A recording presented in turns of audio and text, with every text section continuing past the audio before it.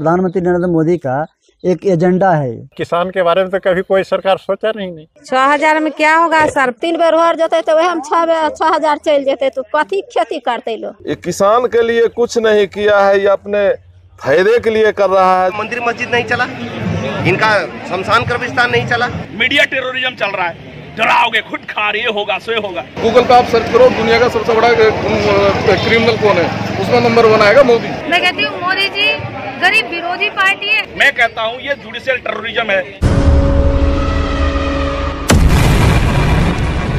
आप देख रहे हैं सच की आवाज। सच आएगा सामने, झूठ होगा बेनकाब। सच की आवाज को सब्सक्राइब करें, साथ में इस बेल आइकन पर भी क्लिक करें। 6,000 में एक साल में क्या होगा किसान को? देखिए, इससे कुछ भी नहीं होना। और ये जो है एक चुनावी मुद्दा है, या पीएम का जो है प्रधानमंत्री नरेंद्र मोदी का एक एजेंडा है, जो लोगों को बीच जो है ये बात को फैला रहे हैं। इससे कुछ होने वाला नहीं है। जो चुनावी घोषणा आगे आ रहा है इलेक्शन, इसी के चलते जो है ये अपना घोषित किए हैं।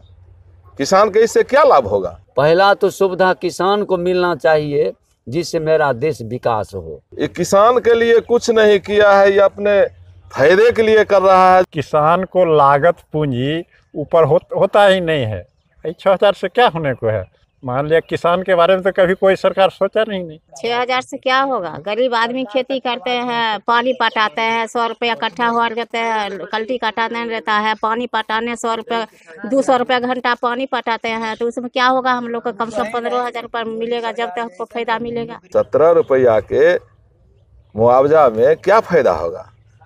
साल में 6,000 है। हाँ, साल में 6,000, तो उसको जोड़ करके देखिए कितना होता है। इससे क्या फायदा होगा? इसको चुनावी घोषणा मानते हैं। अभी भी हम लोग किसान को मिलेगा, फायदा मिलेगा तब तो समझेंगे जहाँ ये सरकार सही ढंग से दे रहा है। 6,000 में क्या होगा सर? पानी पटा कर मजदूर लोग खेती करते हैं, रौदी होता है, तो 6,000 में तो पानी हो जाएगा, न बीज होगा न खाद होगा, तो कुछ नहीं होगा। जो मजदूर लगाते हैं अपने भी खटते हैं, उसको भी ऊपर नहीं हुआ। किसान मर रहा है खेती करते करते, कुछ होबे नहीं करे। कम से कम 15,000 रुपया देथिन तब न कुछ खेती बाड़ी होते। 3 बेर हो जाते तो वह हम 6,000 चल जाते तो कथी खेती करते लोग। खाद किनते महंगा की, बिया किनते कि मजदूरी देता, कहाँ से होते? फसल में पानी में डीजल के लागे है, पानी लागे है, 6,000 में की होते? इन्होंने घोषणा किया था कि जनधन के तहत जो है हम प्रत्येक गरीब को खाते पर 3 लाख रुपया चाहे 15 लाख रुपया हम देंगे। ये भी इनका फ्लॉप योजना है। ये भी जहाँ तक है ये सत्य है कि इनका फ्लॉप योजना है। वृद्धा पेंशन में ही मान लीजिए ये घोषणा करते हैं केंद्र में 1,000 और यहाँ नीतीश कुमार 500 रुपया घोषणा करते हैं। किसान दिन प्रतिदिन शोषित हो रहे हैं। खाद बीज उत्तम न खाद मिल रहा है, न उत्तम बीज मिलता है, न छिड़काव के दवा मिलता है। मोदी जी तो बहुत घोषणा किए, हर खाते पर इतना लाख रुपया आएगा, हर अथी को काम मिलेगा, लेकिन कहाँ? ये तो चुनावी घोषणा हमको बुझाता है। डीजल महंगाई, हाँ, सब कुछ महंगाई है, बीज महंगाई। धान के बिया 500 रुपए बीज लोग लोक रोपलक, 300 रुपया रोपाइयो लागले, 3-4 दा पानी पटाए लागले, कुछो नहीं भरले। 6,000 रुपया किया होगा? 6,000 रुपया एक बेर में साफ हो जाता है। तो कह दिए हैं 6,000 मिलेगा किसान को, हाँ, लेकिन इससे और बढ़ा के देंगे तभी किसान को कुछ मिलेगा, उससे कुछ वफा होगा, कुछ सहायता मिलेगी। गरीब लोग जो खेती करते हैं, इनको पास अपना खेती नहीं है, ये बटैया लेकर ठेका लेकर खेती करते हैं। इनके लिए तो कोई मुआवजा का प्रावधान नहीं इन्होंने किए, इसलिए बिल्कुल हम इनको फ्लॉप और एक चुनावी एजेंडा मानते हैं। खाद का रेट फिक्स है, इसी तरह हम लोगों का आलू का रेट, मकई का रेट, गेहूं का रेट उसके लागत के मुताबिक हम लोग को कुछ फायदा देकर फिक्स करती। बीघा पर 15,000 मिलेगा तभी इनका किसान को होगा। सरकार से मांग करते हैं जो इन्होंने घोषणा की है, पहले जनधन के तहत प्रत्येक जो है गरीब को खाते पर जो है 15 लाख रुपया दिया जाएगा। पहले इन्होंने ये लागू करे, तब हम समझेंगे कि इनका ये सफल है, नहीं तो हम समझते चुनावी एजेंडा है। ये मोदी जी से लोग ज्यादा खुश नहीं है। हम सरकार से पहले मांग करते हैं कि जो है किसान क्षतिपूर्ति और ये फसल बीमा से पहले इन्होंने जो घोषणा किए थे 15 लाख रुपये वो ही दें। और उसके बाद जो बेरोजगार को कहते नौकरी देंगे हम, साल में 1 करोड़, ये 5 लाख भी साल में नौकरी नहीं दे पाए। पहले बेरोजगार को बेरोजगारी दूर करे और 15 लाख रुपया अकाउंट पर भेजे, तब बुझेंगे कि योजना सफल है। नहीं तो फलो मानते हैं एक चुनावी एजेंडा है। गरीब लोग खाएगा क्या? घुट्टी धैले है, वृद्धा पेंशन नहीं देता है हमको। क्या करके खाएंगे? हम लोग पूंजी बढ़ाते हैं, मजदूरी करके खेती करते हैं, कोनो उपाय करके खेती करते हैं, खाने के टाइम में सूखा घोषणा हो जाता है, क्या करके खाएंगे हम लोग? जब गरीब पर सहारा नहीं सरकार देगा तो सहारा जो वो कहता है वो भी मिलेगा तब ना। अब बन के ले गया, कोई खा जाएगा, ऊपर खा जाएगा, गरीब आदमी को नहीं देगा तो वो गरीब आदमी मरेगा कि जिएगा।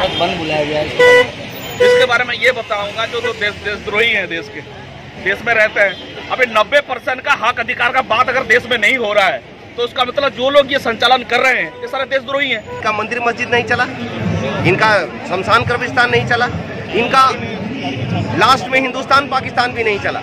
और इनको मेन चैलेंज जो है, मेन चैलेंज एजुकेटेड पीपल से है, इसलिए इनका पूरा ध्यान एजुकेशन सिस्टम से बहुजनों को खत्म करना है। और हम इनकी ये चाल कामयाब नहीं होने देंगे। बहुजन अब जाग चुका है, हम सड़कों पे हैं और हमारी बात सरकार को माननी पड़ेगी। देश भर में आदिवासी, पिछड़े, दलित सब एकजुट हो गए, इसलिए वो एकजुट हो गए हैं कि वो समझ गए हैं कि ये जो सरकार है ये हम लोगों की रीढ़ की हड्डी पर ही चोट कर रही है। और जो भारत बंद का सफल नहीं करेगा, सपोर्ट नहीं करेगा, वो देशद्रोही है। अरे 90% लोगों का हक अधिकार के बात अगर नहीं करोगे, जल जगन जमीन की बात नहीं करोगे, अब डॉक्यूमेंट मांगा जा रहा है आदिवासियों को, जो 1000 साल से जंगली जिसको कहते हैं, आदिवासी कहते हैं, आप ऐसा करो। ये टेररिज्म नहीं तो क्या है? जुडिशियल टेररिज्म है।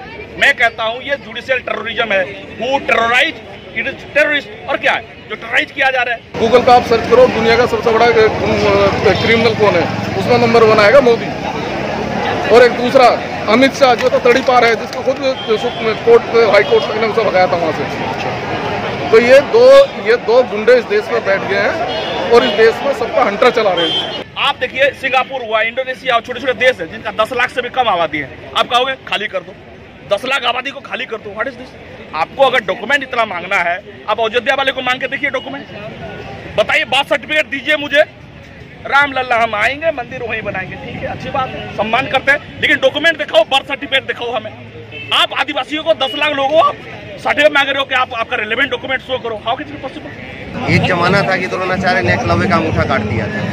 अब ये 13 पॉइंट रोस्टर लाने के बाद विश्वविद्यालयों से ओबीसी, SC, ST का आरक्षण कंप्लीट खत्म हो जाएगा। कहने को तो आरक्षण है, लेकिन वो आरक्षण डमी आरक्षण या यूँ कहें सूडो आरक्षण है। आरक्षण होगा लेकिन वो इम्प्लीमेंट कभी नहीं होगा, क्योंकि ज़्यादातर विश्वविद्यालयों के डिपार्टमेंट जो है वो 3-4 छोटे डिपार्टमेंट, जैसे हमारे कॉलेज में डिपार्टमेंट हिस्ट्री का या पॉलिटिकल साइंस का, ये 1-1, 2-2 टीचर है। उसमें वैकेंसी कितनी आएगी?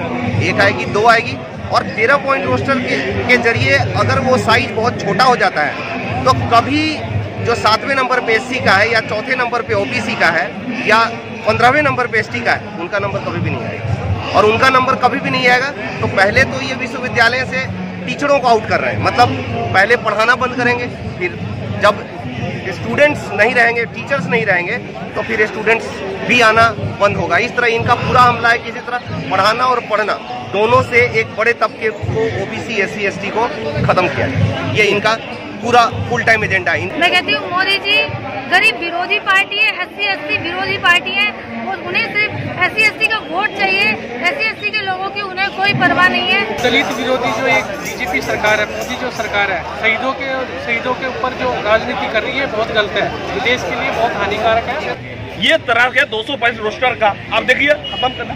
पहले ये लोग धर्म के नाम पे वो सूत्र पढ़ने नहीं देते थे, आज मेरिट की बात करते हैं। इस रिजर्वेशन को प्रॉपर पहले की तरह से नहीं किया तो आने वाले 2019 के चुनाव में उनको इसका खामियाजा जरूर भुगतना पड़ेगा। गवर्नमेंट ऑफ इंडिया का कोई भी लॉयर 13 फरवरी को वहाँ उपस्थित नहीं था गवर्नमेंट को डिफेंड करने की। अभी सेंट्रल गवर्नमेंट सिलो स्टेट के 11,27,644 लोगों का लाइफ का सवाल है, आप उनको इविट कर दो, खाली कर दो। क्या है ये? जिस तरह से मोदी जी की ये चाल है, इसको दलित समाज अच्छी तरह से समझ गया है और ये आहिस्ता आहिस्ता करके हमारे इस रिजर्वेशन को ख़त्म करने की पहली मुहिम है।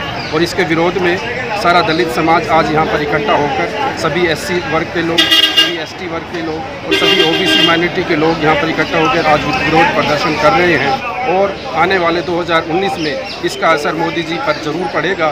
मैं आपको डराता हूँ, ये टेररिज्म ऐसा थोड़ी है कि कोई बंदूक लेके खड़ा हो जाएगा। दिस इज ऑल ये एकेडमिक टेररिज्म चल रहा है देश में, मीडिया टेररिज्म चल रहा है, डराओगे खुद खा ये होगा सो होगा, कुछ होगा नहीं। 13 जो पॉइंट का मानते हैं, ये 13 पॉइंट ला रहे हैं तो चलो उल्टा कर लीजिए। पहले OBC ST OBC इनको देना चाहिए, उसके बाद जनरल कैंसिल निकाल दीजिए। आप इनकी समझदारी देखिए, उल्टा करके चल रहे हैं।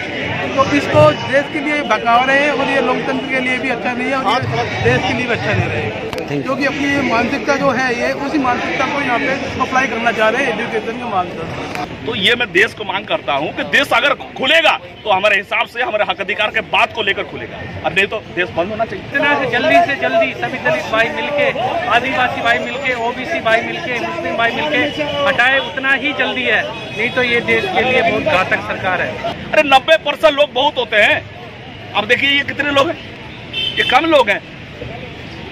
हमारे वोट से आप प्रधानमंत्री बनोगे और फिर हमारे ऊपर इस तरह से करोगे, तो ये जुडिशल टेररिज्म बंद होना चाहिए, मीडिया टेररिज्म बंद होना चाहिए, और जो एकेडमिक टेररिज्म 13 पॉइंट रोस्टर क्या है, ये एकेडमिक टेररिज्म ये बंद होना चाहिए किसी भी हाल में। मोदी सरकार के शासनकाल में जो भी कुछ देखा है वो यही देखा है कि दलित माइनॉरिटी और इन सब के अधिकारों का हनन हुआ है, हत्या हुई है।